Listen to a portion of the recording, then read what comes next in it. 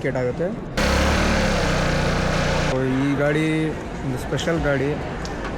So ಇದು E V ಗಾಡಿ ಇದು.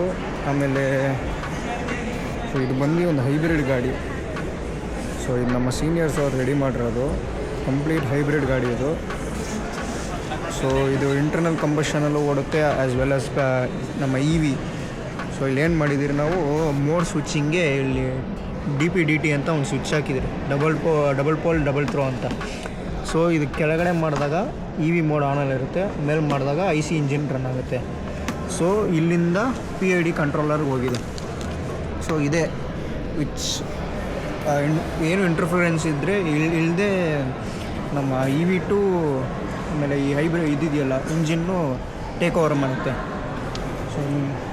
ಸೊ ನಾವು ಇಲ್ಲೇನು ಮಾಡಿದ್ದೀರಿ, ಎಕ್ಸ್ಟ್ರಾ ಈ ಹಳೆ ಸುಜುಕಿ ಆಕ್ಸೆಸ್ 125ಗೆ ಇಲ್ಲಿ ಈ ಸ್ವಿಂಗ್ ಆರ್ಮ್ ಎಕ್ಸ್ಟೆನ್ಷನ್ ಮಾಡಿದ್ದಾರೆ. ಇಲ್ಲಿ ಸ್ವಿಂಗ್ ಆರ್ಮ್ ಎಕ್ಸ್ಟೆನ್ಷನ್ ಮಾಡಿ ಹಬ್ ಮೋಟ್ರು ಫಿಟ್ ಮಾಡಿದ್ದೀರಿ, BLDC ಹಬ್ ಮೋಟ್ರು.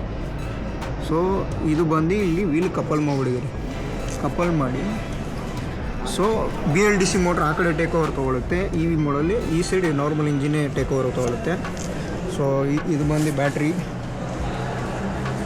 ಸೊ ಇಲ್ಲೊಂದು ಸೇಫ್ಟಿಗಂತ ಒಂದು MCB ಹಾಕ್ಕೊಂಡಿದ್ದೀರಿ ನಾವು. ಸೊ ಇಲ್ಲಿ ಬ್ಯಾಟ್ರಿ ಆನ್ ಆಫ್ ಮಾಡ್ಕೊಬೋದು.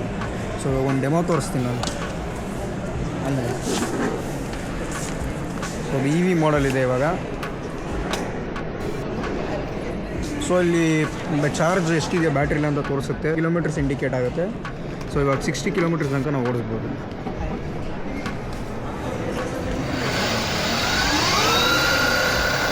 ಸೊ ಅದು EV ರನ್ ಆಗ್ತಿದೆ ಇವಾಗ.